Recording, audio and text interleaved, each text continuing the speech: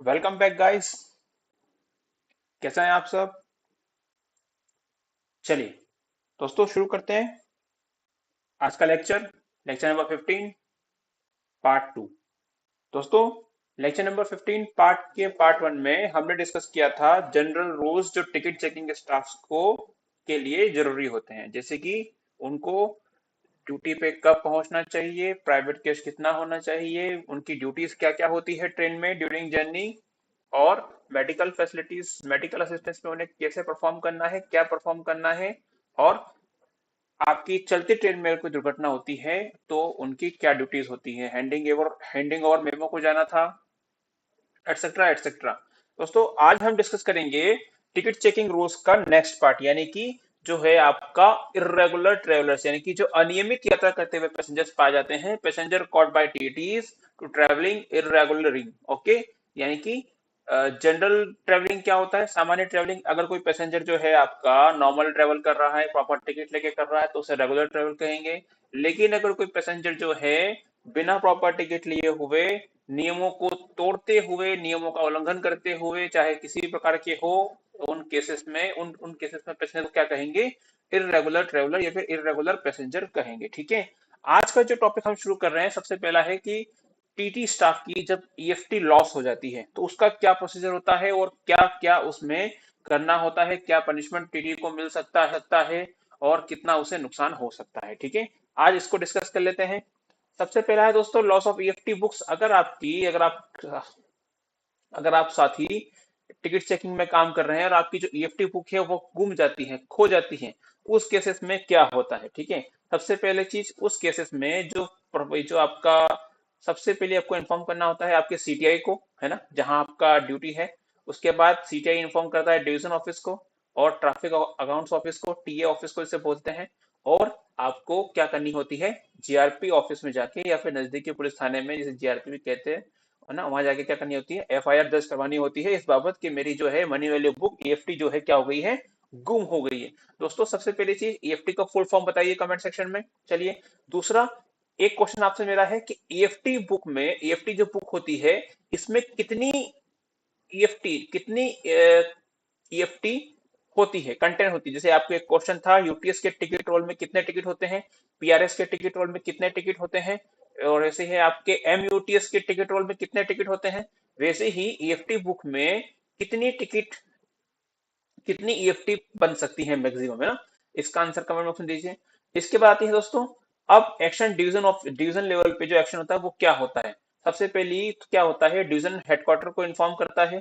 क्या करता है, हेडक्वार्टर को इन्फॉर्म करता है, और वहां से फिर गजट नोटिफिकेशन में ईएफटी जो गुम होती है उसकी क्या निकलती है, सूचना निकलती है, ताकि उसका दुरुपयोग रोका जा सके। गजट और safeguard to fraudulent use, यानी कि उसका कोई भी मिसयूज ना हो सके, इसलिए गजट में उसका नोटिफिकेशन क्या होता है, प्रकाशित होता है। Inform CCM of all railway, सभी सीसीएम को क्या किया जाता है, सूचित किया जाता है, ताकि इस तरह की कोई भी, अगर इन नंबर सीरीज की कोई ईएफटी अगर इश्यूज होती हैं तो उनको पक, पकड़ में आ सके, और जो भी व्यक्ति उसका दुरुपयोग कर रहा है वो पकड़ में आ सके। ठीक है। Lookout for collected series of EFT. आपके जो भी जनरल रेलवे के सीसीएम है वो क्या करते हैं, अपने स्टाफ को, कंसर्न स्टाफ को, विशेषकर जो सीसीएम स्क्वाड और जो चेकिंग स्क्वाड होती है ना, उनको एक लुकआउट नोटिस इशू करते हैं कि इस सीरीज की ईएफटी अगर किसी भी दोस्त को मिलती है, सॉरी, किसी भी स्टाफ को मिलती है, तो वो इस स्टाफ को सूचित करे। ठीक है। वर्मा जी, आपने आंसर किया है एक्सेस फेयर टिकट, बिल्कुल सही आंसर है आपका। ईएफटी का फुल फॉर्म होता है एक्सेस फेयर टिकट। ठीक है। चलिए आगे बढ़ते हैं।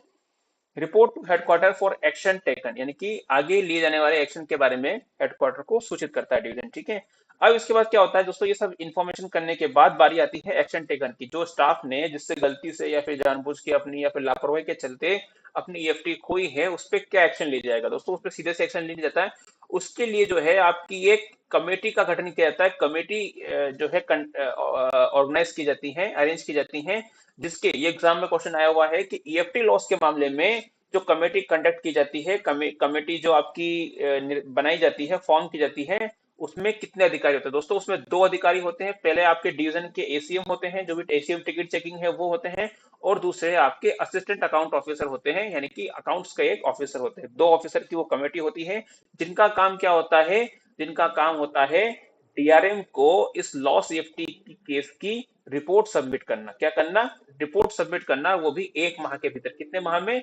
1 माह में डीआरएम को inquiry report to be submitted within 1 month to DRM. DRM को रिपोर्ट सबमिट करना 1 माह के भीतर, ठीक है। अब जो इंक्वायरी ऑफिसर है, जो भी आपके इंक्वायरी अधिकारी हैं, इंक्वायरी ऑफिसर से ये क्या कर सकते हैं? Inquiring based on FIR, evidence, documentation and ascertaining cause of loss, यानी कि जो आपका लॉस हुआ है उसका आकलन करते हैं, और जो एफआईआर में दर्ज और जो डॉक्यूमेंटेशन आपका स्टाफ प्रेजेंट करता है उनका क्या करते हैं? मूल्यांकन करते हैं, इंक्वायरी करते हैं, जांच करते हैं, और पता लगाने की कोशिश करते हैं कि क्या ये इंक्वायरी मतलब जो ये आपका ईएफटी लॉस हुआ है, ये आपके स्टाफ ने गलती से हुआ है, या फिर वाकई में चोरी हुआ है, या फिर इनकी लापरवाही है। इसके इसको जो है डिसाइड करने के लिए एम्प्लॉय का क्या चेक किया जाता है? ट्रैक रिकॉर्ड देखा जाता है कि भैया इसका परफॉर्मेंस कैसा है, क्या वो वाकई में एक सीरियस एम्प्लॉय है या फिर एक लापरवाह एम्प्लॉय है ना। अकाउंटल, रेमिटेंस, अर्निंग्स, जो सबका पिछले 3 साल का रिकॉर्ड किया जाता है, मूल्यांकन किया जाता है, उस रिकॉर्ड को एवेल्युएट किया जाता है, और उससे पता लगता है कि एम्प्लॉय का परफॉर्मेंस कैसा है, क्या वो एक डेडिकेटेड एम्प्लॉय है या फिर एक लापरवाह कर्मचारी है, ठीक है, एक केयरलेस एम्प्लॉय है। उसी के आधार पर उनकी रिपोर्ट बनती है, और रिपोर्ट जब बनती है, इंक्वायरी की रिपोर्ट बनती है 1 माह के भीतर, और किसको सबमिट की जाती है? डीआरएम को। दोस्तों ध्यान रखिएगा, एक एक वर्ड में आपके क्वेश्चन फ्रेम हो सकते हैं, इसीलिए आप इसको ऐसे तैयार कीजिएगा, जब भी आप नोट्स बनाए तो बुलेट पॉइंट नोट्स बनाइए, ताकि आपको क्या हो सके, एग्जाम के समय में याद करने में आसानी हो सके। रविंद्र वर्मा जी, आपने जो आंसर किया है बिल्कुल सही है। 50 फॉइल्स होती है, बिल्कुल। एक ईएफटी फॉइल में, एक ईएफटी बुक में आपकी 50 ईएफटी बन सकती है पैसेंजर्स के लिए। कितनी बन सकती है? 50 बन सकती है। उनका सीक्वेंसिंग होती है वो, फॉर एग्जाम्पल 0 से लेके 49 तक होगी, ठीक है, 50 तक होगी, सॉरी, 1 से लेके 50 तक होगी, ठीक है। चलिए आगे बढ़ाती है दोस्तों। इंक्वायरी रिपोर्ट सबमिट हो गई, इसके बाद क्या है? If negligence establish on the part of employ, यानी कि यदि कर्मचारी की लापरवाही साबित हो जाती है, तो उसके खिलाफ क्या जाता है? डीएआर एक्शन लिया जाता है, यानी कि मेजर पेनल्टी उसको क्या जाती है? दी जाती है, यानी कि SF5 उसको इशू की जाएगी, और जितनी ईएफटी गुम हुई है उसका जो है उसको डेबिट दिया जाएगा, और उसको 2 माह के अंदर एम्प्लॉय से रिकवर किया जाएगा, ठीक है, ये ध्यान रखिएगा। या फिर दोनों कार्रवाई उस पर हो सकती है, both DAR and recovery of loss of indispensable, ठीक है, ये दोनों ही चीजें उस पर लागू की जा सकती है, डिपेंड करता है आपके वीओ पे, ब्रांच ऑफिसर पे, ठीक है। ठीक है, if negligency is not establish on part of employ, यानी कि ऐसा साबित होता है कि यार इसके साथ क्या हुई, चोरी हुई है, और ऐसा एम्प्लॉय ने जानबूझ के नहीं किया है, तो क्या होगा? यानी कि लॉस जो हुआ है वो फायर से हुआ है, डकैती से हुआ है, फ्लड से हुआ है, एक्सीडेंट से हुआ है, एटसेट्रा एटसेट्रा, तो एक प्रपोजल बना के भेजा जाएगा टू सीसीएम थ्रू डीआरएम, यानी कि सीसीएम को एक प्रपोजल भेजा जाएगा कि जो इसका डेबिट है ये क्या कर दिया जाए? राइट ऑफ कर दिया जाए। CCM in consultation with F and CO traffic, मतलब जो एफ एंड सीओ है उनसे कंसल्ट करके एजीएम को right, AGM CCM in consultation with FNCO and AGM can write off the debit amount, उसके डेबिट अमाउंट को क्या कर सकते हैं? सीसीएम माफ कर सकते हैं, ठीक है, ये आपका प्रोसीजर हो गया। In case of sufficient loss of misuse, debits will be raise against the concern staff and will be taken upon DAR, यानी कि अगर इस तरह की घटनाएं वापस होती हैं तो उसके खिलाफ कोई भी रहम नहीं दिखाया जाएगा, उसको क्या किया जाएगा? डीआर एक्शन, और लॉस उससे रिकवर किया जाएगा, ठीक है। चलिए अब आते हैं दोस्तों डी इरेगुलर ट्रेवलर्स पे। इरेगुलर ट्रेवलर्स क्या होता है? If a passenger detect travelling without ticket और without proper ticket, without ticket और without proper ticket, without ticket तो आप सब लोग जान गए होंगे, और विदाउट प्रॉपर टिकट क्या हुआ? विदाउट प्रॉपर टिकट हुआ आपका सेकंड क्लास का टिकट लेके फर्स्ट क्लास में ट्रेवल कर रहा है, स्लीपर का टिकट लेके एसी में ट्रेवल कर रहा है ना, प्लेटफॉर्म टिकट लेके ट्रेन में ट्रेवल कर रहा है, उसके पास टिकट तो है, लेकिन वो उस गाड़ी में, उस क्लास में, उस कोच में ट्रेवल करने के लिए क्या है? अनुमत नहीं है, तो ये क्या हो गया? विदाउट प्रॉपर टिकट हो गया, या फिर उसका जो टिकट है वो क्या हो गया? एक्सपायर हो गया, तो वो भी क्या कहलाएगा? उसका इरेगुलर ट्रेवलिंग कहलाएगी। अब दोस्तों इरेगुलर ट्रेवलिंग के दौरान जो हमारा टिकट चेकिंग स्टाफ होता है वो 2 तरीके से पैसेंजर को चार्ज करता है, 2 तरीके से करता है। कैसे? एक तो उससे जो है एक्सेस फेयर वसूलता है, और उसके साथ साथ क्या होता है? एक्सेस चार्ज भी वसूलता है। कई कंडीशन आगे हम जब पढ़ेंगे, कई कंडीशन ऐसी आएगी जब टिकट चेकिंग स्टाफ उससे क्या वसूलेगा, केवल और केवल एक्सेस चार्ज वसूल, केवल और केवल एक्सेस फेयर वसूलेगा और वहां पे उनसे एक्सेस चार्ज वसूल नहीं करेगा। अब दोस्तों एक्सेस चार्ज और एक्सेस फेयर में क्या अंतर होता है? सबसे पहली चीज, टिकट चेकिंग स्टाफ जो भी आपका ट्रेन में ईएफटी के माध्यम से किराया वसूल करेगा, है ना, सिंगल फेयर भी होगा तो उसे हम क्या कहेंगे, एक्सेस फेयर कहेंगे। और वो कितना होगा, वो होगा आपका इक्वल टू नॉर्मल फेयर, यानी कि the amount which is collected by ticket checking staff in case of irregular travelling is called excess fare, यानी कि वो क्या कहलाएगा, आपका एक्सेस फेयर कहलाएगा। इरेगुलर ट्रेवलिंग के दौरान जो किराए का भाग है ना, एक तो हो गया किराया और दूसरा होता है पेनल्टी। जो टिकट चेकिंग स्टाफ है हमारा दो तरीके किराया वसूल करेगा, एक तो किराया और दूसरा पेनल्टी। तो जो किराए वाला भाग है उसे हम कहते हैं एक्सेस फेयर। क्या कहते हैं, एक्सेस फेयर। क्या कहते हैं, एक्सेस फेयर। फॉर एग्जाम्पल, किसी पैसेंजर को डब्ल्यूटी पकड़ा तो उसका किराया जो बनता है लास्ट चेकिंग पॉइंट से डिटेक्शन पॉइंट तक, वो किराया बनता है 50 रुपए। तो 50 रुपए क्या कहलाएगा, उसका एक्सेस फेयर कहलाएगा। और जो उससे उनसे पेनल्टी वसूल करेंगे 250 रुपए, वो क्या कहलाएगी, उसका एक्सेस चार्ज कहलाएगा। ठीक है, ये पॉइंट क्लियर है दोस्तों। एक्सेस फेयर और एक्सेस चार्ज में अंतर समझ में आया आप लोगों को? एक्सेस फेयर और एक्सेस चार्ज में क्या अंतर होता है? चलिए, अगर कुछ डाउट हो तो आप कमेंट सेक्शन में पूछ सकते हैं, हम आंसर करेंगे। ठीक है, चलिए। The amount which is collected, अब आते हैं हम एक्सेस चार्ज पे। The amount which is collected as a penalty if found irregular travelling is called excess charge, यानी कि पेनल्टी वाला जो भाग है जो टिकट चेकिंग स्टाफ हमारा वसूल करेगा किसी पैसेंजर से, तो वो क्या कहलाएगा, एक्सेस चार्ज कहलाएगा। दोस्तों इस पे भी जो है आपके क्वेश्चन बने हुए हैं, क्वेश्चन आए हुए हैं कि एक्सेस फेयर क्या होता है। part of amount collected by ticket checking staff for irregular traveling as a fare, वो आपका कहलाता है एक्सेस फेयर। और जो एज अ पेनल्टी आप वसूल करेंगे वो कहलाएगी आपकी एक्सेस चार्ज। ठीक है, अगला पॉइंट है ticket checking station. Ticket checking station दोस्तों क्या होते हैं? टिकट चेकिंग स्टेशन जो होते हैं नॉमिनेट किए जाते हैं डिवीजन के द्वारा, और ये काफी इंपॉर्टेंट रोल अदा करते हैं हमें हमारे टिकट चेकिंग स्टाफ को इरेगुलर मतलब इरेगुलर ट्रेवलर्स को की रसीद बनाने में। कैसे, आगे हम समझेंगे अच्छे से।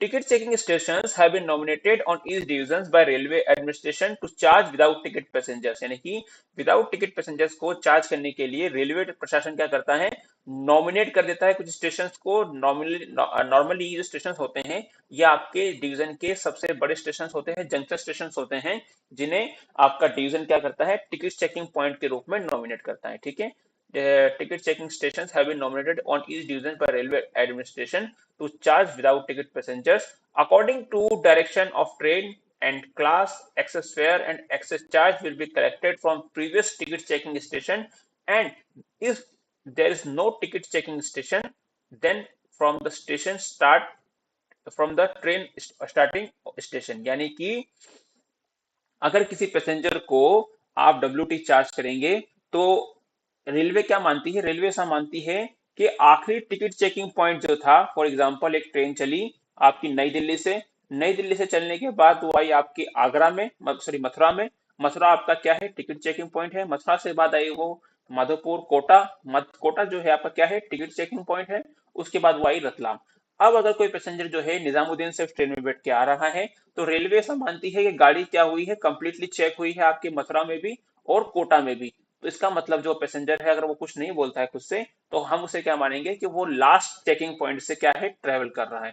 भले ही वो लास्ट ट्रेवल चेक के पीछे से आ रहा हो या जहां पे वो पकड़ा गया उसके एक स्टेशन पहले से आ रहा हो, लेकिन हम उसे क्या मानेंगे कि वो लास्ट टिकट चेकिंग पॉइंट से ट्रेवल कर रहा है। ठीक है, उस केस में उस पैसेंजर को चार्ज किया जाएगा कोटा से। अगर उसको हम रतलाम में चार्ज करते हैं तो उसे क्या किया जाएगा, कोटा से चार्ज किया जाएगा। अगर वो पैसेंजर खुद से या फिर उसके पास कोई ऐसा प्रूफ मिलता है कि वो पीछे से आ रहा है तो हम उससे वहां से चार्ज करेंगे, अदरवाइज उसे लास्ट चेकिंग पॉइंट से ही चार्ज किया जाता है। तो लास्ट चेकिंग पॉइंट का जो लास्ट टिकट चेकिंग स्टेशन का जो महत्व है आप समझ गए होंगे। टिकट चेकिंग पॉइंट का जो महत्व है वो पैसेंजर्स को चार्ज करने में होता है। अगर मान लीजिए जहां पे पैसेंजर पकड़ाया और जहां से वो ट्रेन बनती है उस बीच में कोई भी आपका चेकिंग पॉइंट नहीं है, तो जहां से गाड़ी चलती है वहीं से उसे क्या किया जाएगा, चार्ज किया जाएगा। ठीक है, यही इसमें सबसे लास्ट में लिखा हुआ है। ठीक है, then from the train starting station उसे क्या किया जाएगा, चार्ज किया जाएगा। चलिए अगला क्वेश्चन है, अगला पॉइंट है note. In case of branch line and suburban section originating station of the train will be treated as ticket checking station. ये तो हमने बात की थी मेन लाइन की, लेकिन जब हम बात करेंगे सबअर्बन सेक्शन की और ओरिजिनेटिंग स्टेशन की, तो जहां से गाड़ी आपकी चलती है, ब्रांच लाइन और सबअर्बन सेक्शन जो हो गया, जो छोटे स्टेशन की लाइन होती है ना ब्रांच लाइन, तो जहां से गाड़ी बन के चलती है हम उसे क्या करेंगे, वहीं चार्ज करेंगे। क्या करेंगे, वहीं से चार्ज करेंगे। Train originating station will be treated as ticket checking station. ठीक है, चलिए टाइप्स ऑफ इरेगुलर ट्रेवलर्स, अब सबसे जो इरेगुलर ट्रेवलिंग के टाइप्स है वो पूछे हैं ना, वो हम डिस्कस करेंगे। सबसे पहला टिकट चार्ज जो और सबसे कॉमन जो इरेगुलर ट्रेवलिंग होती है वो है travelling without ticket. Without ticket travellers जो होते हैं उनको कैसे चार्ज करते हैं, अगर किन्हीं दोस्तों को पता है उन्हें कैसे चार्ज करते हैं तो अपना आंसर कमेंट सेक्शन में दीजिए। कैसे चार्ज करते हैं सिंपली लैंग्वेज में बताइए।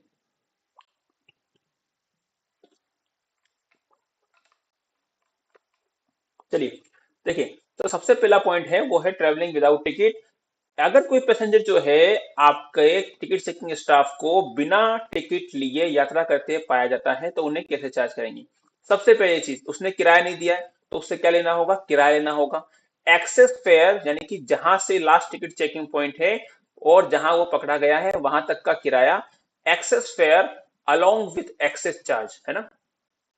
excess fare along with excess charge will be recovered from previous ticket checking station, है ना। आखिरी टिकट चेकिंग पॉइंट से पकड़े गए स्थान तक excess fare plus excess charge will be recovered, and if there is no ticket checking station then from the train originating station to the point of detection, यानी कि अगर कोई टिकट चेकिंग स्टेशन नहीं है तो ट्रेन जहां से बनकर चलती है वहां से पकड़े गए स्थान तक उसे क्या किया जाएगा, चार्ज किया जाएगा। Minimum excess charge will be 250 rupees, यानी कि जो मिनिमम आपका एक्सेस चार्ज है वो कितना रहने वाला है, वो आपका रहने वाला है 250 रुपए।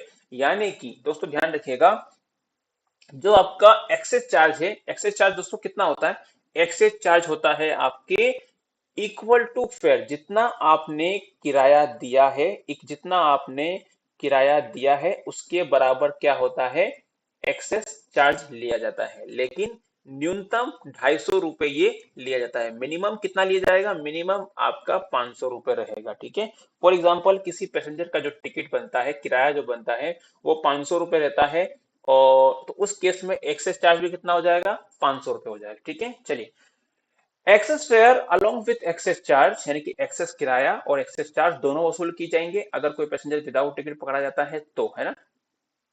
चलिए point of detection and will be recovered, है ना। अब बात करते हैं कि ये तो हो गया पॉइंट ऑफ डिटेक्शन तक, हमने उससे ले लिया। अब यदि if if the passenger desires to continue, if the passenger desires to continue journey then onward journey only excess fair,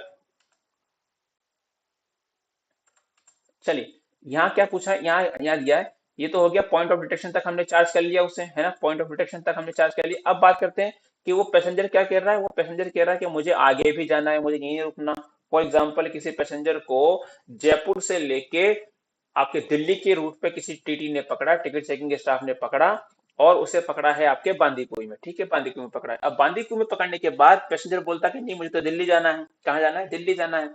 तो जो टिकट चेकिंग स्टाफ है वो क्या करेगा, जयपुर से बांदीकुई तक का सिंगल फेयर प्लस मतलब excess fare plus excess charge जो बनता है मिनिमम 250 प्लस, अब बांदीकुई से लेके दिल्ली तक का उसका क्या बनाएगा, सिंगल फेयर उससे वसूल करेगा। क्या करेगा, सिंगल फेयर, यानी कि जो होता है उसका क्या बोलते हैं, then passenger desires to continue journey the onward journey only excess fare, उससे केवल क्या कर वसूल करेगा, केवल excess fare will be collected along with reservation fees, along with reservation fees as per class and development charges, यानी कि जो भी क्लास रहेगी उसकी और स्टेशन डेवलपमेंट चार्जेस भी उससे क्या लिया जाएगा, लिया जाएगा, अगर वो स्टेशन क्या है, रिडेवलपमेंट में गया हुआ है।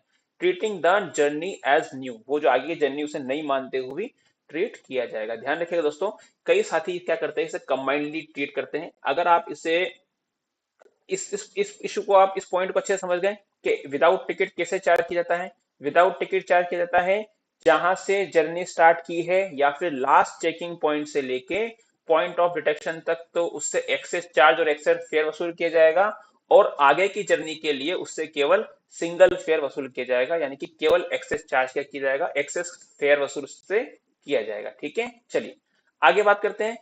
Child travelling without ticket with guardian, यानी कि बच्चा जो है अपने माता पिता के साथ WT ट्रेवल कर रहा है। ऐसा अक्सर होता है ना, रिजर्व कोचेस में पेरेंट्स जो क्या करते हैं अपने बच्चों का टिकट नहीं लेते हैं, बोला हो जाएगा एडजस्ट कर लेंगे कंसिडर, लेकिन होता नहीं है ऐसा। हमारा चेकिंग स्टाफ काफी विजिलेंट है और वो ऐसे केसेस को ट्रेस करके उनसे रिकवरी भी करते हैं। ठीक है, चलिए।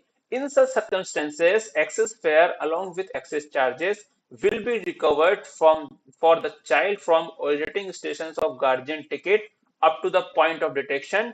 For onward journey only excess fare will be recovered up to the destination of guardian ticket। ये क्लियर हुआ, ये चीज समझ में आई। इसमें लिखा है ऐसे मामलों में excess fare along with excess charges, यानी कि पकड़े गए स्थान तक बच्चे का, मतलब पकड़े गए स्थान तक बच्चे का पिता के मतलब गार्जियन के ओरिजिनेटिंग स्टेशन से लेके पकड़े गए स्थान तक उससे एक्सेस चार्ज और एक्सेस फेयर दोनों वसूल किया जाएगा, और आगे की जर्नी के लिए उससे केवल एक्सेस फेयर वसूल किया जाएगा। अब दोस्तों बात आती है कि हम क्या पूरी जर्नी के लिए उससे एक्सेस चार्ज वसूल नहीं कर सकते? नहीं कर सकते दोस्तों, ध्यान रखिएगा। हमने डिस्कस किया है अभी कि एक्सेस फेयर, एक्सेस चार्ज जो होता है वो इक्वल होता है आपके किसके, सिंगल फेयर के। अगर किसी पैसेंजर को जयपुर से लेके बांदीकुई के बीच में डिटेक्ट किया है, बांदीकुई तक डिटेक्ट किया है, तो जयपुर से लेके बांदीकुई तक का एक्सेस चार्ज जो होगा वो जयपुर से लेके बांदीकुई तक के सिंगल फेयर के बराबर होगा या फिर मिनिमम फेयर के बराबर होगा। लेकिन अगर दिल्ली तक चार्ज करेंगे तो एक्सेस चार्ज क्या हो जाएगा, बढ़ जाएगा। इसीलिए इसे ऐसे ही क्या करना है, चार्ज करना होता है ना। पॉइंट ऑफ डिटेक्शन तक तो आपको एक्सेस चार्ज लेना है उतना, और उसके आगे क्या लेना है आपको, ओनली एक्सेस फेयर लेना है। ठीक है, अब बात करते हैं, ये हो गया point number 2। Point number 3 discuss करते हैं। Ordinary train ticket holder found travelling by mail express, यानी कि कोई पैसेंजर जो है आपका ऑर्डिनरी टिकट लेके मेल एक्सप्रेस में क्या कर रहा है, ट्रेवल कर रहा है। उस केस में क्या होगा, ordinary ticket in this condition difference of paid and payable fair, यानी कि जितना भाड़ा उसने पे किया है और जितना उसे पे करना चाहिए था उसका difference plus along with excess charge, है ना, जितना भाड़ा यानी कि डिफरेंस ऑफ पे and payable fair, paid and payable fare plus excess charge will be collected up to the point of detection. If passenger want to continue onward journey by same train, only the difference of paid and payable fare will be collected, यानी कि उससे वहां पे केवल difference amount यानी कि excess fair ही क्या लिया जाएगा, कलेक्ट किया जाएगा। ठीक है, चलिए आगे बढ़ते हैं। यह हो गया ऑर्डिनरी ट्रेन का। Lower class ticket holders found travelling in higher class, lower class का टिकट लेके, सेकंड क्लास का टिकट लेके स्लीपर में कोई पैसेंजर ट्रेवल कर रहा है, ये यूटीएस टिकट लेके स्लीपर में कोई ट्रेवल कर रहा है, ये वाली कंडीशन हो जाएगी। इन this condition difference of paid and payable fair, यानी कि जितना किराया उसने दिया है और जितना उस क्लास का बनता है उसका डिफरेंस प्लस, ये वो कंडीशन हो गई दोस्तों जहां पे आपके जो पैसेंजर्स होते हैं वो नॉर्मल टिकट लेके स्लीपर में चढ़ जाते हैं और टीटी फिर उनकी क्या बनाते हैं, एसटी बनाते हैं ना। तो उस क्लास में क्या होता है, in this condition, difference of paid and payable fare along with excess charge will be collected up to the point of detection, उस पॉइंट तक जहां पे उन्होंने डिटेक्ट किया है वहां तक। If the passenger wants to continue onward journey in upper class, only the difference of paid and payable fare will be collected along with reservation fees। ध्यान रखिएगा जब भी क्लास चेंज होगी और रिजर्व क्लास जाएगी वहां पे आपको रिजर्वेशन फीस भी लेनी है। क्या लेनी है, रिजर्वेशन फीस भी लेनी है अलॉन्ग विथ रिजर्वेशन फीस। ठीक है, ऑफ अपर क्लास की। ठीक है, क्लियर हुआ पॉइंट नंबर 4। एसटी का नियम क्या हो गया, एसटी का नियम हो गया यानी कि हायर क्लास ट्रेवलिंग का नियम क्या हो गया, difference of paid and payable fare along with excess charge up to the point of detection, and further क्या होगा, सिर्फ और सिर्फ एक्सेस चार्ज उससे लिया जाएगा और वो कितना होगा, difference of paid and payable fair के बराबर। ठीक है, अगली बात करते हैं क्वेश्चन नंबर पॉइंट नंबर 5।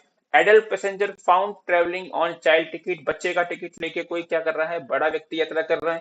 उस केस में क्या होगा, सबसे पहले तो एडल्ट और बच्चे के किराए का पूरी जो जो डिफरेंस है ना, firstly difference of adult and child fare for entire journey will be collected at as excess fare, यानी कि पूरी जर्नी का क्या कर लेंगे, उससे सबसे पहले तो डिफरेंस ले लेंगे as excess fare, and difference of adult fare and child fare up to the point of detection while be will be collected at excess as excess charge, यानी कि पॉइंट ऑफ डिटेक्शन तक उससे access charge भी लिया जाएगा। ठीक है, चलिए आगे बढ़ते हैं।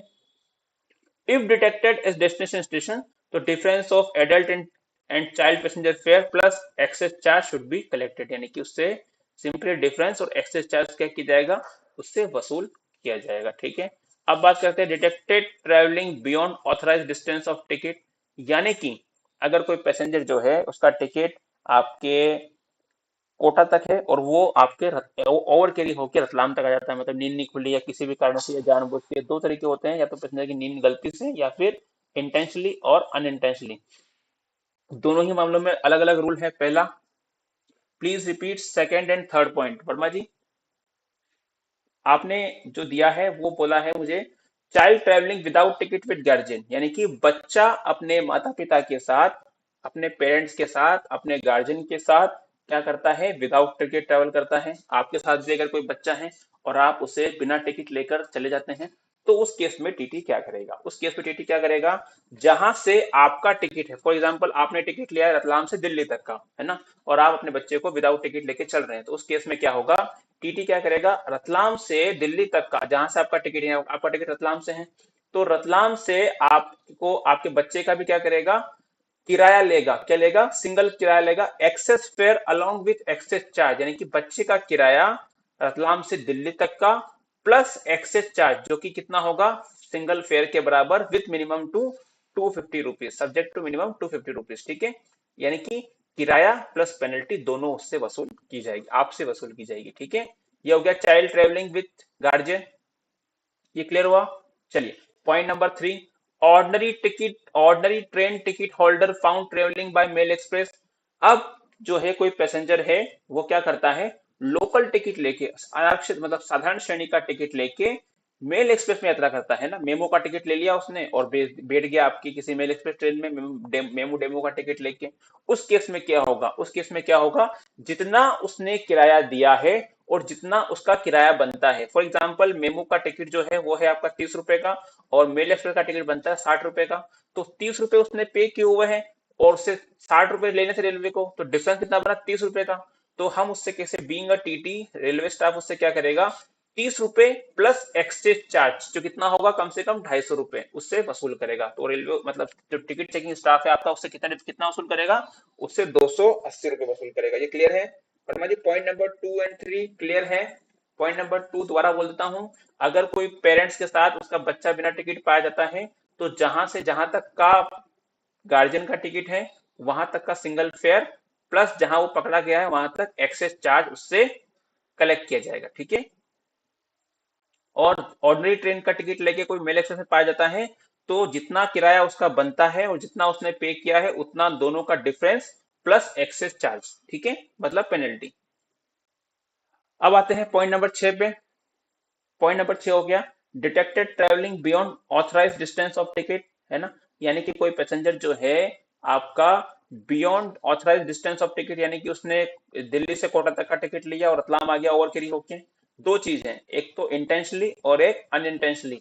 अगर वो जानबूझ के उसने कोटा तक का टिकट लिया है और उसको रतलाम उतरना है, तो उस केस में passenger will be charge as W T beyond original destination difference of fare payable and paid plus excess charge. तो उससे क्या वसूल किया जाएगा, यानी कि जहां से उसकी यात्रा खत्म हुई है ना, उसे वहां से विदाउट टिकट यात्री मान के चार्ज किया जाएगा, यानी कि उससे difference of fair paid and payable difference दोनों उसका भरवा के प्लस एक्सेस चार्ज उससे क्या किया जाएगा, वसूल किया जाएगा। ठीक है, चलिए आगे बात करते हैं अनइंटेंशनली। अनइंटेंशनली ये अगर कोई पैसेंजर जो है मतलब जैसे नींद खुल गई या फिर गाड़ी थोड़ी देर रुकी वो उतर नहीं पाया, है ना, उस केस में क्या होगा, no fare shall be collected, यानी कि जहां वो मतलब मान लीजिए कोई पैसेंजर है उसकी नींद नहीं खुली और स्टेशन डिपार्ट होने के बाद उसकी नींद खुली और टीटी जाके बोलता है कि सर मेरी नींद नहीं खुली, तो उस केस में टीटी क्या बोलेगा कि आप अगले स्टेशन पे उतर जाना।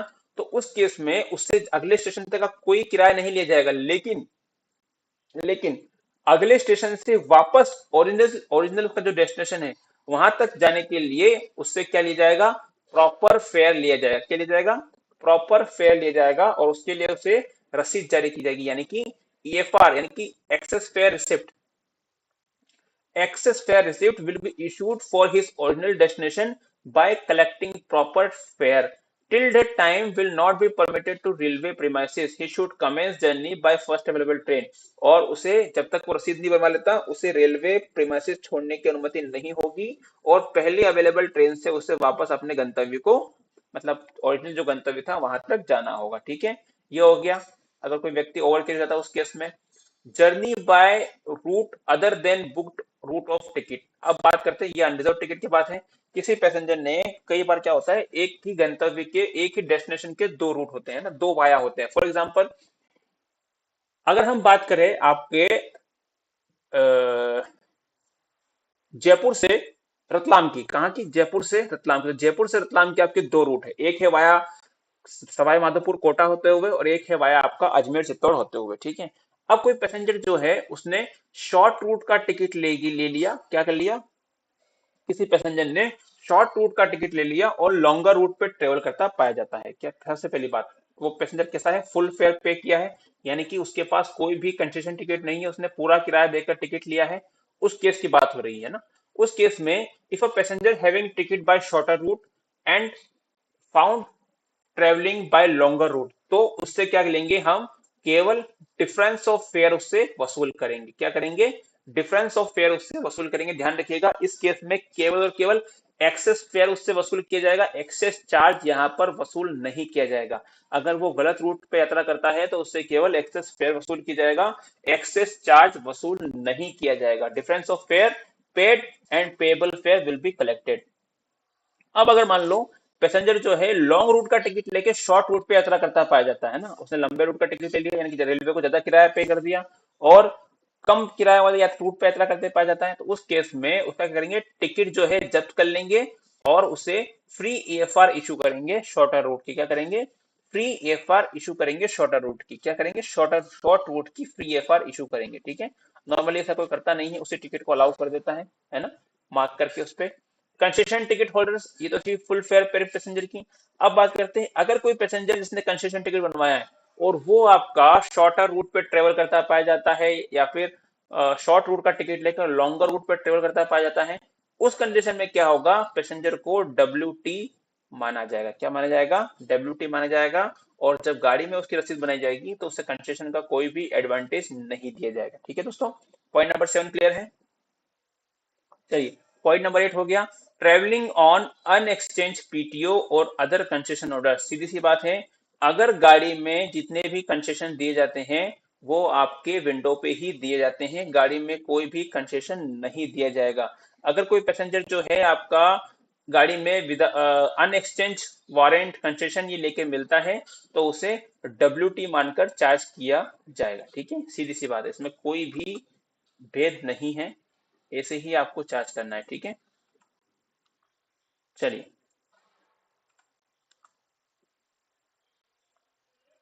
डिटेक्ट ट्रेवलिंग बस superfast train without supplementary charges ticket.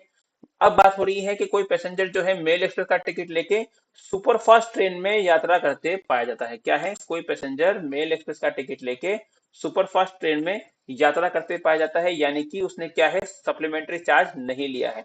तो दोस्तों दोस्तों इसकी दो चीज होती है, इसकी दो चीज क्या होती है, एक तो है पैसेंजर जहां से गाड़ी बन रही है या फिर जहां से उसका टिकट है वो गाड़ी उसी के स्टेशन से आ रही है, या फिर उसने जो है गाड़ी बीच में कहीं से चेंज की है। दो चीजें हो गई, यानी कि जहां से उसने टिकट लिया था वहां से तो वो मेल एक्सप्रेस में चढ़ा था और रास्ते में उसने गाड़ी चेंज करनी थी, रास्ते में उसने गाड़ी चेंज करके सुपरफास्ट ट्रेन में बैठ गया। और एक वो उसने अपने जहां से उसने जर्नी स्टार्ट की वहीं से वो ट्रेन आ रही है सुपरफास्ट ट्रेन है, उसने फिर भी मेल एक्सप्रेस का टिकट लिया और सुपरफास्ट ट्रेन में बैठ गया।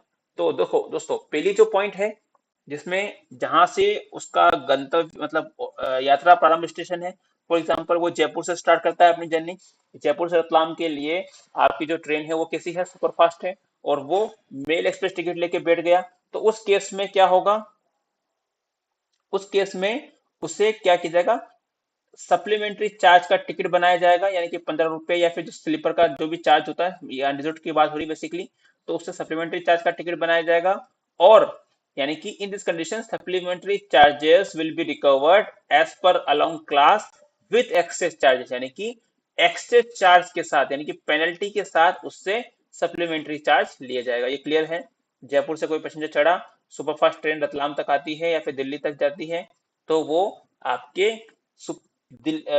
जयपुर से ही सुपरफास्ट ट्रेन में चढ़ा लेकिन मेल एक्सप्रेस टिकट लेके साथ चढ़ा है, तो उससे सुपरफास्ट चार्जेस सही सप्लीमेंट्री चार्जेस प्लस पेनल्टी उससे क्या की जाएगी, रिकवर की जाएगी। लेकिन अगर कोई पैसेंजर जो है जयपुर से चढ़ा है मेल एक्सप्रेस ट्रेन में और वहां से सुपरफास्ट ट्रेन उस समय कोई नहीं आ रही है, पहली जो ट्रेन थी मेल एक्सप्रेस थी, और चित्तौड़ आके उसने क्या की, मेल एक्सप्रेस भी थी और सुपरफास्ट भी थी, उसने क्या कर लिया, सुपरफास्ट ट्रेन की में वो बोर्ड कर गया, उसके पास टिकट कैसा है, मेल एक्सप्रेस है। उस केस में पैसेंजर से हम लोग क्या करेंगे कि ऐसा मानते हुए कि वो गलती से बैठा है, इसीलिए उससे केवल सप्लीमेंट्री चार्ज ही रिकवर किया जाएगा। यानी कि if a passenger holding through ticket ले लिया उसने, is found travelling without supplementary charges ticket, only supplementary charges will be recovered as per class. ठीक है, ये क्लियर है दोस्तों, पॉइंट नंबर 9 क्लियर है। चलिए आगे बढ़ते हैं। Point number 10, detect by travelling restricted train with ticket of less distance, यानी कि कोई कोई ट्रेन है दोस्तों, ध्यान रखिएगा, ट्रेनें जो होती है इनपे भी क्या होता है, दूरी प्रतिबंध होता है, डिस्टेंस रेस्ट्रिक्शन होता है, यानी कि अलग अलग गाड़ियों में न्यूनतम दूरी प्रतिबंधित होती है। जैसे कि आपकी राजधानी में 300 किलोमीटर से कम का टिकट नहीं मिलता है ना, वैसे ही दूरी प्रतिबंधित टिकट होती है, दूरी दूरी प्रतिबंधित होती है। तो उन ट्रेनों में क्या होता है दोस्तों, उन ट्रेनों के लिए अगर कोई पैसेंजर जो है शॉर्टर डिस्टेंस का टिकट लेके बैठ जाता है, यानी कि रतलाम से कोटा का डिस्टेंस का टिकट लेके बैठ गया राजधानी में, तो भी उससे 300 किलोमीटर का ही चार्ज करेंगे। ठीक है, तो उससे कैसे चार्ज करेंगे, in this condition difference of paid and payable fare shall be collected along with excess charge, यानी कि पेनल्टी के साथ जितना किराया उसने पे किया है माइनस करके, यानी कि उसका डिफरेंस जितना उसे पे करना चाहिए, दोनों का डिफरेंस प्लस एक्सेस चार्ज उससे वसूल किया जाएगा। ठीक है, अगली बात करते हैं point number 11, detected travelling without ticket by restricted train. अब ये तो था पहला 10वां पॉइंट था कि वो डिस्टेंस रेस्ट्रिक्शन वाली ट्रेन में बैठा है पर उसके पास टिकट है। अब बात करते हैं उसके पास बिल्कुल भी टिकट नहीं है, उस केस में क्या होगा, तो excess fare along with excess charge will be recovered. कहां से, जहां से गाड़ी चलती है previous ticket point up to the distance, जितनी दूरी प्रतिबंध की उसमें क्या है, दूरी प्रतिबंध का उससे किराया लिया जाएगा, वो उससे वसूल करेंगे। ठीक है, अगली बात करते हैं दोस्तों point number 12, detected travelling in brake van और आरएमएस। दोस्तों ध्यान रखिएगा, ब्रेक वन और आरएमएस में यात्रा करते पाए जाने पर आपको फर्स्ट क्लास का डब्ल्यूटी यात्री मानकर चार्ज किया जाएगा। ध्यान रखिएगा, अगर कोई पैसेंजर ब्रेक वन में या आरएमएस में, ब्रेक वन होता है जहां पे जिसमें गार्ड का डिब्बा होता है, और आरएमएस होता है रेल मेल सर्विस, यानी कि जो लाल रंग का डिब्बा होता है, आपने देखा होगा अधिकतर गाड़ियों में लगता है, जो मेल एक्सप्रेस ट्रेन होती हैं जो क्या करती है, मेल सर्विसेज में काम आता है डब्बा ये, तो उनमें एक लाल रंग का डब्बा लगा होता है। अगर कोई पैसेंजर जो है, अगर कोई आरएमएस का स्टाफ किसी पैसेंजर को कैरी करता है अपने साथ आरएमएस कोच में, तो उस पैसेंजर को कैसे चार्ज किया जाएगा, passenger will be charge as travelling without ticket in first class. उसे ऐसा माना जाएगा कि वो क्या कर रहा है, फर्स्ट क्लास में विदाउट टिकट ट्रेवल कर रहा है up to the point of detection, and he will be remove from that the van, और उसे जहां तक पकड़ा गया वहां तक चार्ज करेंगे और उसे उस डिब्बे से उतारकर जनरल डिब्बे में भेज दिया जाएगा। और report of concern employ will be given to his department, और रेल मतलब आपका जो, अगर मान लीजिए गार्ड अगर ऐसा कर रहा है अपने साथ विदाउट टिकट पैसे लेके चल रहा है, तो उसे सीनियर डीएम को लेटर लिखेंगे, और आरएमएस वाले अगर चल रहे हैं तो उनके प्रमुख डाक अधीक्षक को एक पत्र लिखा जाएगा डिवीजन के द्वारा। ठीक है, चलिए आगे बढ़ते हैं point number 13, journey on ticket without date. अगर मान लीजिए कोई पैसेंजर जो है ऐसे टिकट लेके जर्नी कर रहा है जिसपे क्या है, डेट मेंशन नहीं की है। अब ऐसा कब होगा दोस्तों, ऐसा होगा जो आपके हॉल्ट एजेंट्स है, कौन है, हॉल्ट एजेंट्स, उनको क्या करते हैं हम लोग पहले से टिकट इशू कर देते हैं, और उनको जब भी वो टिकट जारी करेंगे पैसेंजर्स को, वो क्या करेंगे, डेट और टाइम का स्टैंप लगा के उन्हें देंगे। तो उस केस में अगर मान लीजिए कोई हॉल्ट एजेंट जो है बदमाशी कर रहा है और आपका फ्रॉड करना चाह रहा है, तो वो क्या कर रहा है, आपके टिकटों पर डेट का स्टाम्प लगाकर नहीं दे रहा है और पैसेंजर से वो टिकट वापस कलेक्ट कर लेता है।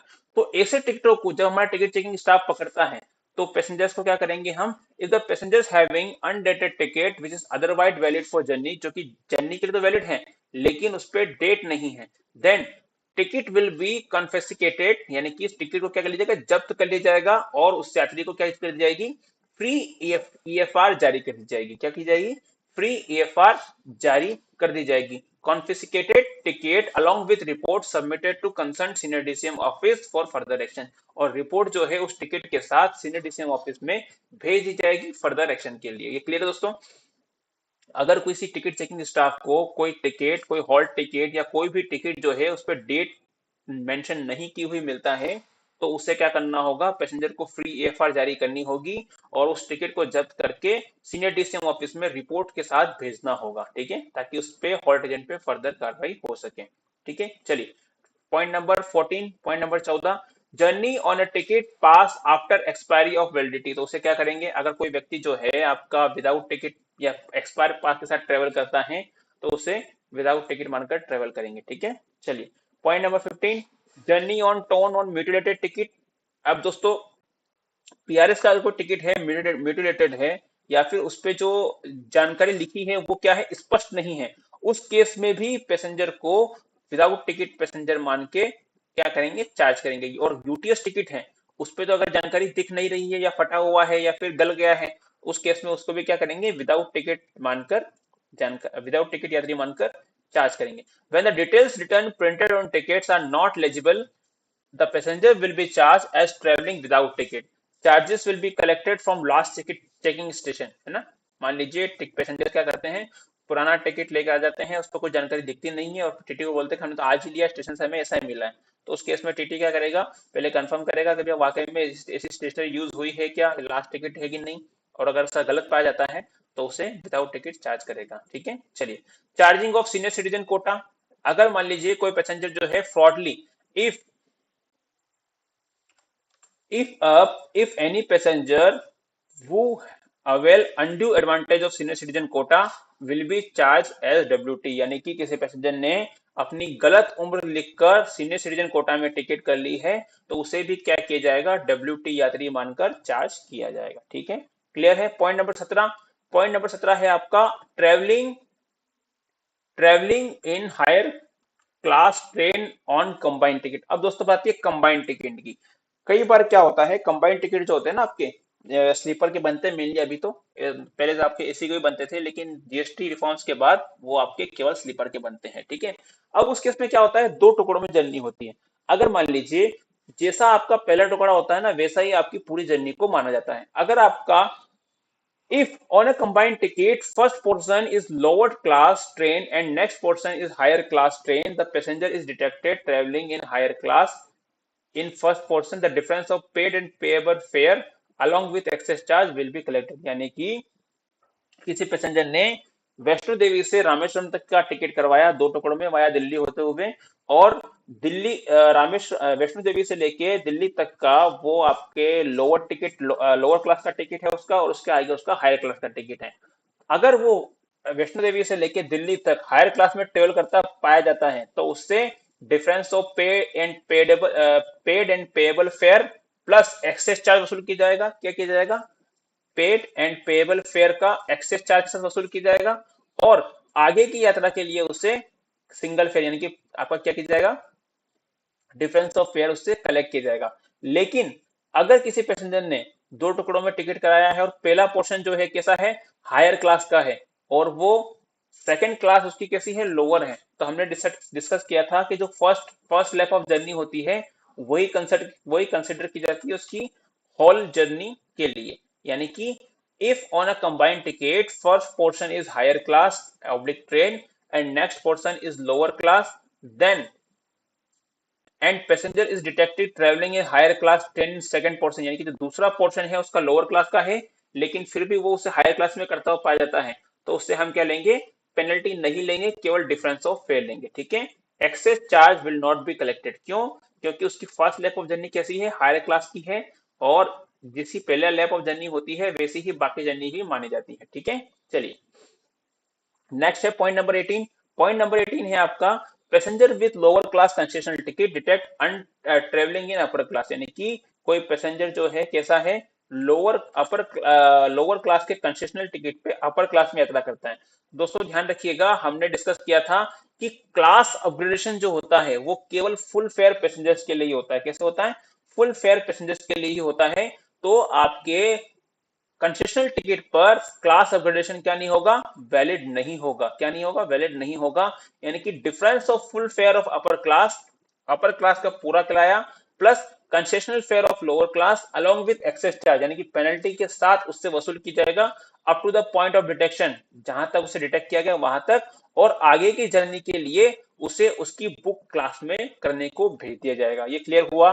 अगर कोई concession ticket holder passenger upper class में यात्रा करते पाया जाता है, सेकंड एसी में या थर्ड एसी में यात्रा करता पाया जाता है स्लीपर के टिकट पे, तो उससे जहां तक वो पकड़ा गया है वहां तक डिफरेंस ऑफ फेयर, यानी कि जो उसका मूल किराया बनता है उस क्लास का और जितना उसने भाड़ा पे किया है उसका difference of fare plus excess charge यानी कि पेनल्टी के साथ वसूल करके उसे आगे की जर्नी उसकी ओरिजिनल क्लास में करनी होगी, ऐसा करके उसे भेज देंगे। ये क्लियर हुआ? चलिए point number 19, action in case of wrong dates of ticket. अगर किसी टिकटों पे गलत डेट डल गई है तो उसे क्या करेंगे, उसे भी आपके विदाउट टिकट मानकर चार्ज करेंगे। ठीक है, जनरल रूल्स क्या है दोस्तों? जनरल रूल्स है आपका, if a passenger found travelling without ticket with the intention of cheating with the railways to the railways, यानी कि अगर कोई पैसेंजर रेलवे के साथ धोखाधड़ी करने के उद्देश्य से विदाउट टिकट पाया जाता है तो उस पे जो एक्शन होता है दोस्तों वो होता है आपका सेक्शन 137 से। कैसे होता है? सेक्शन 137 से उस पर एक्शन लिया जाता है। लेकिन और उससे क्या करता है, एक्शन लिया जाता है, otherwise both excess fare and excess charge will be collected excess as per section 138, यानी कि अगर अन्यथा उससे क्या किया जाएगा, आपके सेक्शन 138 से चार्ज किया जाएगा। ठीक है, if the passenger refuse to pay the charges then a charge sheet will be filed and presented before the magistrate. अगर कोई पैसेंजर जो है आपका चार्ज पे करने के लिए मना कर देता है तो जो टिकट चेकिंग स्टाफ है क्या करेगा, उसकी चार्जशीट भर के उसे आरपीएफ के हवाले कर देगा और आरपीएफ उसे मजिस्ट्रेट के सामने पेश करेंगे, जहां से मजिस्ट्रेट साहब उसे चाहे तो पनिशमेंट भी दे सकते हैं या फिर जुर्माना भी लगा सकते हैं या फिर दोनों भी कर सकते हैं। ठीक है, अगला पॉइंट है, if the passenger has intentionally change the date of travel then action will be taken as per section 157, यानी कि अगर कोई पैसेंजर जो है रेलवे के साथ धोखाधड़ी करता है, जानबूझ के डेट में बदलाव करता है टिकट में, तो उसे सेक्शन 157 से डील किया जाएगा, जो क्या है, चार्ज ऑफ डिफेसिंग द टिकट, टिकटों में काट छाट करने का जो है सजा मिलती है उस पर। ठीक है, in case of a ticket which is valid for the journey but do not mention date, then original ticket shall be surrendered and free AFR, यानी कि डेट उसमें मेंशन नहीं है तो भी क्या होगा, फ्री एफआर जारी करके टिकट को जमा करके कहाँ भेज देंगे, सीडीसीएम ऑफिस भेज देंगे। ठीक है, अब बात करते हैं अनबुक लगेज की। अनबुक लगेज को चार्ज करना, दोस्तों अनबुक लगेज को जो चार्ज किया जाता है वो आपको किया जाता है, इफ हाँ, if unbooked luggage is detected along with passenger en route at or at destination, free allowance as per classes will be deducted from the total weight and excess unbooked weight will be charges taking marginal allowance into consideration। दोस्तों सबसे पहली चीज हो गई, आपको पता है free allowance कितना होता है क्लास वाइज, उसके बाद मार्जिनल अलाउंस क्या होता है हर क्लास का। दोस्तों सबसे पहली चीज जानिए, जो हर यात्री अपने साथ टिकट खरीदने के बाद निर्धारित मात्रा में निर्धारित वजन का सामान लेके अपने साथ कोच में चल सकता है। ठीक है, और उस पे जो है मार्जिनल यानी कि ग्रेस लिमिट भी दी हुई है। यानी ग्रेस लिमिट क्या होती है, ग्रेस लिमिट होती है उसकी गलती के लिए उससे जुर्माना नहीं लिया जाएगा। यानी कि अगर मान लीजिए सेकंड क्लास के लिए यानी कि यूटीएस टिकट के लिए किसी पैसेंजर को 35 किलो जो है क्या है वजन ले जाना अपने साथ अनुमत है, तो उसको 10 किलो मार्जिनल अलाउंस दिया हुआ है, यानी कि 10 किलो तक अगर उसके आसपास मिलता है तो उस पर क्या नहीं मिलेगी, लगेगी पेनल्टी नहीं लगेगी, उससे हम क्या लेंगे, सिर्फ और सिर्फ लगेज का भाड़ा वसूल करेंगे। ठीक है, ये क्लियर हुआ? या ग्रेस लिमिट क्या हुआ, ग्रेस लिमिट हुई कि अगर इस सीमा तक अगर किसी यात्री का सामान का वजन बढ़ जाता है तो हम उससे पेनल्टी ना लेकर क्या उससे केवल क्या लेंगे, उससे केवल लगेज का भाड़ा लेंगे। ठीक है, तो वो हो गया आपका ग्रेस लिमिट यानी कि मार्जिनल अलाउंस, मार्जिनल लिमिट हो गई। अब बात करते हैं, अगर कोई पैसेंजर अपने साथ लगेज लेके चलता है और वो क्या है मार्जिनल अलाउंस से ऊपर है या नीचे है, फॉर एग्जांपल हम बात करते हैं आपके स्लीपर क्लास के, स्लीपर क्लास में आपका परमिसिबल वेट कितना है, 40 केजी है, अपने साथ 40 केजी लेके जा सकता है। 40 केजी अपने साथ कोई पैसेंजर अपने साथ फ्री लेके जा सकता है और 10 किलो उस पे क्या है मार्जिनल अलाउंस है। अगर उस पैसेंजर के पास 50 किलो का एक बैग मिलता है, क्या मिलता है, 50 किलो का सामान मिलता है, तो उसे कैसे चार्ज करेंगे? सबसे पहला कंडीशन है one, if excess unbooked weight is up to limit of marginal allowance, यानी कि उस पैसेंजर के पास 45 किलो का क्या है सामान मिलता है, क्या मिलता है, 45 किलो या फिर 49 किलो तक का सामान मिलता है, तो उसे कैसे चार्ज किया जाएगा? अगर उस पैसेंजर के पास 45 किलो तक का सामान मिलता है तो उसे क्या करेंगे, then charge will be recovered 1.5 times of luggage rate for entire distance of ticket. Minimum will be 30 rupees. कितना है? Minimum will be 30 rupees, यानी कि जितना उसका क्या है, मार्जिनल अलाउंस है, उस पे उससे क्या देंगे, 1.5 गुना चार्ज करते हुए उसे लगेज का टिकट बना देंगे, अनबुक्ड लगेज चार्ज करेंगे। ठीक है। इफ इफ एक्सेस लगेज की बात हो रही, दोस्तों ध्यान रखिएगा, एक्सेस लगेज की बात हो रही, चार्ज किस पे करेंगे? चार्ज केवल एक्सेस लगेज पे करेंगे। जो फ्री अलाउंस है उस पे कोई भी चार्ज नहीं किया जाएगा, यानी कि 45 किलो अगर उसके पास लगेज मिलता है तो 5 किलो को उसको 1.5 गुना चार्ज करेंगे। 5 किलो को जो दर बनती है लगेज की, फॉर एग्जाम्पल 30 रुपए बनती है, 40 रुपए बनती है उसके डेस्टिनेशन तक, तो उससे 40 का क्या लेंगे हम, 60 रुपए लेंगे। और उस पे मिनिमम कितना होना चाहिए, 30 रुपए होना चाहिए। 60 रुपए टिकट लेके, 60 रुपए का भाड़ा लेके उसका लगेज टिकट बना देंगे। ठीक है, ये क्लियर हुआ। अब सेकंड कंडीशन आती है कि अनबुक लगेज जो है वो क्या है, more than marginal allowance limit, यानी कि अनबुक लगेज जो है आपकी मार्जिनल सीमा से ज्यादा है। कितना है? मार्जिनल सीमा से ज्यादा है, यानी कि अगर कोई पैसेंजर जो है वो स्लीपर का, उसकी फ्री अलाउंस लिमिट है 40 kg, मार्जिनल अलाउंस लिमिट है 10 kg, और वो अपने साथ 60 किलो सामान लेके चल रहा है, उस केस में क्या होगा? अगर वो अपने साथ 60 किलो सामान लेके चल रहा है तो यानी कि उसने क्या किया, जानते बूझते वो चल रहा है। उस केस में उसे, then if excess unbooked luggage is weight more than marginal allowance, then charge will be recovered at 6 time of luggage rate of entire distance of ticket। तो उस केस में उससे पेनल्टी स्वरूप 6 गुना चार्ज किया जाएगा, यानी कि जो अतिरिक्त 20 किलो है उसका, जो एक्सेस 20 किलो है उस पे क्या करेंगे हम, 6 गुना चार्ज करके, मिनिमम कितना होगा, 50 रुपए। ध्यान रखिएगा, जब भी हम पेनल्टी के साथ आपका, यानी कि 6 टाइम में आपका लगेज, अनबुक लगेज बनाएंगे तो मिनिमम कितना होगा, 50 रुपए। और जब नॉर्मल बनाएंगे मिनिमम होगा 30 रुपए। ठीक है, मिनिमम होगा 30 रुपए। ठीक है, क्लियर है। चलिए, तो अगर मान लीजिए एक्सेस वेट जो है उसका, अतिरिक्त वजन जो है मार्जिनल लिमिट के बाहर है तो 6 गुना चार्ज करेंगे, और मार्जिनल लिमिट के अंदर है तो 1.5 गुना चार्ज करेंगे। ठीक है, ये क्लियर है। चलिए आगे बढ़ते हैं। If passenger is unable to pay luggage charge, अब कोई पैसेंजर बोलता है कि नहीं मैं तो चार्ज पे नहीं करूंगा, उस केस में क्या करोगे भैया? उस केस में इफ अनबुक लगेज और partially book luggage is detected with passenger and he is unable, and he is unable to pay charges, then to pay receipt, तो उसे करेंगे टू पे रसीद बना देंगे, और उसका सामान क्या करेंगे, ब्रेक वन में शिफ्ट करवा देंगे। फिर डेस्टिनेशन स्टेशन पर वो जो जो उसके टू चार्जेस हैं वो जमा करने के बाद ही अपना लगेज पार्सल ऑफिस से डिलीवरी ले पाएगा। ठीक है, क्लियर हुआ। अगर कोई पैसेंजर जो है मना करता है कि मैं अनबुक लगेज का चार्ज नहीं करूंगा, तो टीटी क्या करेंगे, उसके सामान को ब्रेक वन में शिफ्ट करवा देंगे और उसको टू पे रसीद बना देंगे उसकी। और उस टू पे रसीद की भरपाई जो है, उसका जो भाड़ा रिकवर होगा वो कहाँ होगा, उस पैसेंजर के गंतव्य स्टेशन पे होगा। वो उतने चार्जेस को पे करने के बाद अपने लगेज की डिलीवरी ले पाएगा। ठीक है। If passenger if passenger detected travelling with more than, अगर कोई पैसेंजर क्या करता है, फ्री, अगर मान लीजिए कोई पैसेंजर गया, उसको लगा कि मेरा लगेज जो है वो तो सस्ते में, महंगे में बुक हो रहा है, उससे बढ़िया है कि मैं एक लोकल टिकट और ले लेता हूँ।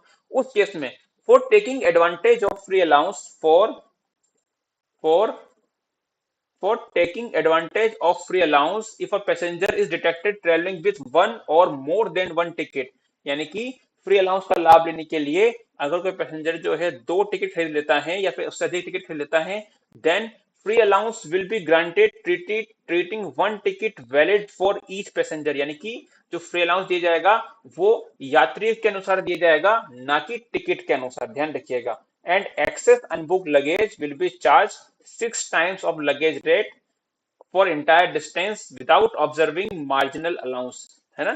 चलिए, और जो मिनिमम कितना रहेगा, वो मिनिमम रहेगा 50 रुपए, और जो एक्स्ट्रा टिकट होंगे उनको क्या कर लिया जाएगा, जब्त कर लिया जाएगा। Extra tickets will be confiscated. ठीक है।